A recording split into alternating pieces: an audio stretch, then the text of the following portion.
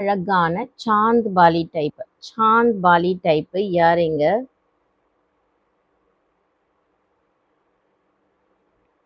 Ruby and white stone காம்பினேஷன்ல.